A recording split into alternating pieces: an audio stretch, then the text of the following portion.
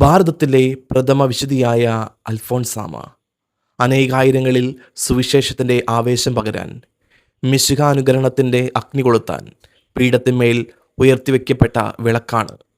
ജീവിത വിശുദ്ധി കൊണ്ടും ലാളിത്യം കൊണ്ടും മാതൃകയായവൾ.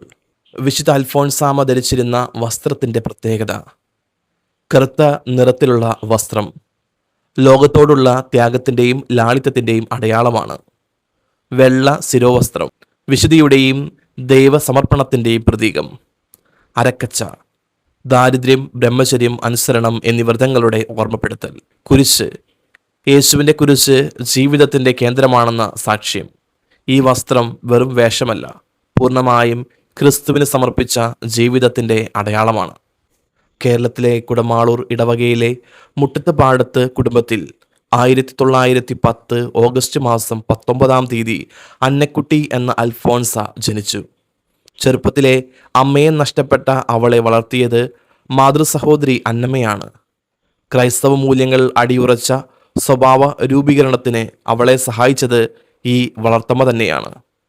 ചെറുപ്പത്തിലെ തന്നെ ഒരു കന്യാസ്ത്രീ ആകണമെന്ന ആഗ്രഹമുണ്ടായിരുന്ന അന്നക്കുട്ടി വിവാഹത്തിന് സമ്മതിച്ചില്ല.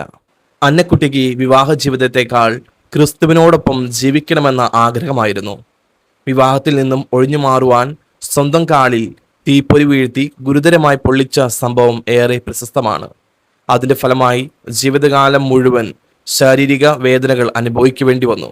1927 ബർണിങ്ങാനത്തെ ക്ലാരമഠത്തിൽ പ്രവേശിച്ച അന്നക്കുട്ടി 1928 ഓഗസ്റ്റ് 2 ശിരോവസ്ത്രവും 1930 മെയ് 19 സഭാവസ്ത്രവും സ്വീകരിച്ചു.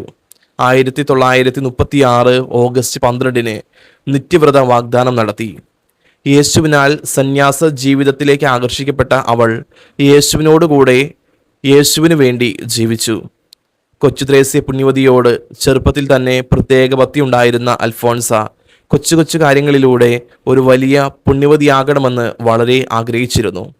ചെറുപ്പം മുതൽ സുഹൃതങ്ങളുടെ പാഠശാലയിൽ സ്നേഹം, വിശുദ്ധി, ത്യാഗം, സഹനം, നോമ്പ്, പ്രാർത്ഥന, ഉപവാസം ഇവയെല്ലാം പരിശീലിപ്പിക്കപ്പെട്ട അൽഫോൺസ കർമ്മവും ജീവിതവും സമന്വയിപ്പിച്ച ഒരു സാത്വിക ത്യാഗിയായി തീരുകയായിരുന്നു. അൽഫോൺസാമയുടെ പരാതിയില്ലാത്ത സ്നേഹവും പരാതിയില്ലാത്ത സഹനവുമാണ് ലോകദൃഷ്ടിയിൽ അധികമാരും അറിഞ്ഞിട്ടില്ലാത്ത അവളെ ദൈവം വിശുദ്ധിയുടെ സോപാനത്തിലേക്ക് ഉയർത്തിയതിൻ്റെ പിന്നിലെ രഹസ്യം. വിശുദ്ധ പൗലോസ് ശ്ലീഹയുടെ സ്നേഹത്തിൻ്റെ പിന്നാലെ അവളും ഓടുകയായിരുന്നു. കർത്താവെ, എന്നെ സ്നേഹത്തിൻ്റെയും സഹനത്തിൻ്റെയും ബലിവസ്തു ആക്കണമേ എന്ന് പ്രാർത്ഥിക്കുവാൻ കഴിയുന്ന സ്നേഹമായിരുന്നു അവളുടെ.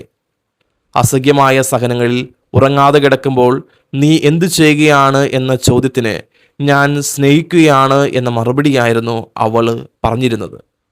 നീ ചോദിക്കുന്നതെല്ലാം ഞാൻ തന്നില്ലേ, അതുപോലെ ഞാൻ ചോദിക്കുന്നതെല്ലാം നീയും തരണമെന്ന് സർവ്വസ്വാതന്ത്ര്യം ഉപയോഗിച്ച് പറയുവാൻ കഴിയുന്ന സ്നേഹം. അൽഫോൺസാമയുടെ ജീവിതത്തെ ഊഷ്മളവും ദീപ്തവുമാക്കിയത് ഈ സ്നേഹമാണ്. യേശുവിന് വേണ്ടി എന്തും സഹിക്കുക, കൂടുതൽ സഹനം ചോദിച്ചു വാങ്ങുക, ഇത് അൽഫോൺസാമ അനുദിന ജീവിതത്തിൽ പതിവാക്കിയിരുന്നു. ക്രിസ്തുവിനോട് കൂടെ ആയിരിക്കുന്നതിൽ കൂടുതൽ സന്തോഷം കണ്ട അവൾ എന്നും ക്രിസ്തുവിനോട് കൂടെ ആയിരിക്കാനാണ് അഗ്നികുണ്ഡത്തിൽ ചാടിയത്.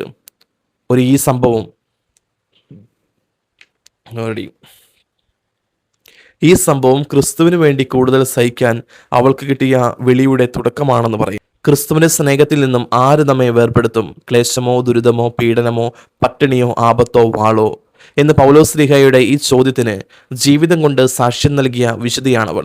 വിനയത്തെ ജീവിതത്തിന്റെ മുഖമുദ്രയാക്കി സ്വീകരിച്ച അൽഫോൺസാമ അചഞ്ചലമായ ആത്മീയ നിഷ്ഠയുള്ളവളായിരുന്നു. വ്രതശുദ്ധിയും വ്രതനിഷ്ഠയുമുള്ളവരുടെ ഗണത്തിൽ അൽഫോൺസാമയുടെ സ്ഥാനം ശ്രേഷ്ഠമാണ്. സഹനങ്ങളെ സ്നേഹത്തിൽ ചാലിച്ച് ഉയർത്തിക്കാട്ടി സന്യാസത്തിന്റെ മാറ്റ് എന്തെന്ന് ലോകത്തെ പഠിപ്പിച്ച അൽഫോൺസാമ 1946 ജൂലൈ 28 തീവ്രമായ വേദന അനുഭവിച്ച് ഈശോ മറിയം ഔസേപ്പേ എന്ന് ഉരുവിട്ടുകൊണ്ട് തൻ്റെ സഹനബലി പൂർത്തിയാക്കി.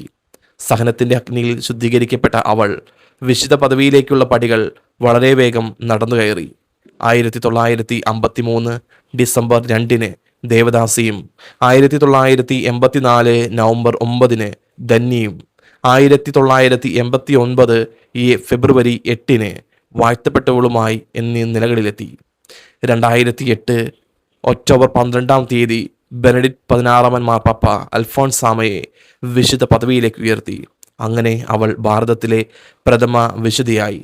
ലോകത്തിലും വിശിഷ്യ ഭാരതത്തിലും വിശുദ്ധിയുടെ പരിമളം പ്രസരിപ്പിച്ചുകൊണ്ട് അവ പരിലസിക്കുന്നു. വിശുദ്ധ അൽഫോൺസാമയുടെ തിരുനാൾ നമ്മൾ ആഘോഷിക്കുമ്പോൾ അൽഫോൺസാമ നമ്മെ പഠിപ്പിക്കുന്ന ഒരുപാട് പാഠങ്ങളുണ്ട്.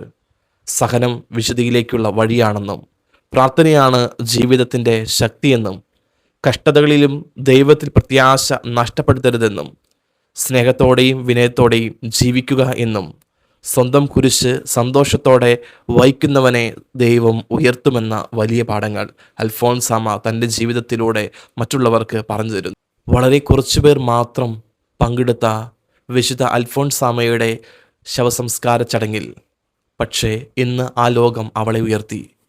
ബർണിങ്ങാനത്ത് സംസ്കരിക്കപ്പെട്ട അവളുടെ കല്ലറ പിന്നീട് ആയിരക്കണക്കിന് തീർത്ഥാടകർ എത്തുന്ന വിശുദ്ധ തീർത്ഥാടന കേന്ദ്രമായി മാറി. മനുഷ്യരെ നമ്മളെ തള്ളിമാറ്റിയാലും ദൈവത്തിൻ്റെ മുമ്പിൽ നമുക്ക് വലിയ സ്ഥാനമുണ്ടെന്ന് വിശുദ്ധ അൽഫോൺസാമയുടെ ജീവിതത്തിലൂടെ നമുക്ക് പറഞ്ഞു തരുന്നു. അതുകൊണ്ട് നമ്മുടെയൊക്കെ ജീവിതത്തിൽ വിശുദ്ധിയും അതുപോലെ സഹനവും ഒന്നിച്ചു കൊണ്ടുപോകാനായിട്ട് നമുക്കും സാധിക്കണം. സഹനങ്ങൾ ദൈവത്തിന് സമർപ്പിക്കുമ്പോൾ അവ അനുഗ്രഹങ്ങളായി മാറുന്നു. വിശുദ്ധ അൽഫോൺസാമയുടെ ജീവിതം അതിൻ്റെ ഏറ്റവും വലിയ സാക്ഷ്യമാണ്.